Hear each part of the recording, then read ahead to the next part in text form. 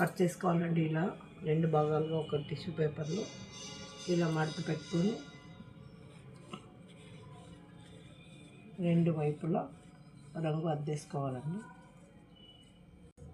నేను plastic bowl use చేయకుండా టెంకాయ చిప్పలోనే రంగు నీళ్లు వేసుకున్నానండి. ఇలా ఒత్తేసుకోవాలండి అంతే. అది పీల్ చేసుకుంటుంది. పీల్చుకున్న తర్వాత ఇలా ఆరబెట్టేసుకోవాలండి. ఇలా ఆరబెట్టుకోవాలండి ఫ్యాన్ గాలికి. ఆరిన తర్వాత ఇలా మడత పెట్టేసుకొని పూలు ఇలా చుట్టేసుకోవాలండి. మొత్తం ఇలా చేసుకోవాలండి.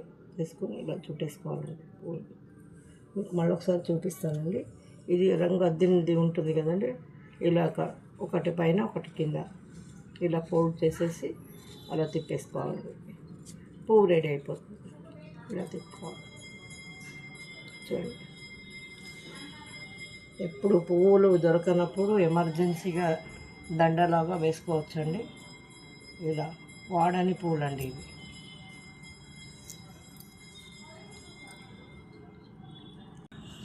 ఇలా ఫుడ్ కలర్స్ వాడుకొని ఇలా టిష్యూ పేపర్తో పూలు చేసుకున్నామండి. ఎంత అందంగా కనిపిస్తున్నాయో చూడండి. ఇలా కట్టేసుకోవాలండి నీట్గా. దేవుని ఫోటోల కన్నా వేయచ్చు. పిల్లలు డ్యాన్స్ ఉన్నప్పుడు కూడా పూలు దొరకకపోతే ఇలా వేయచ్చండి. ఒకసారి మీరు కూడా ట్రై చేసి చూడండి. టిష్యూ ఫ్లవర్స్ రెడీ అండి. ఎల్లో కలర్, ఆరెంజ్ కలర్ వేస్తే బంతి పూల్లా కనిపిస్తుందండి. మీరు ఒకసారి ట్రై చేసి చూడండి.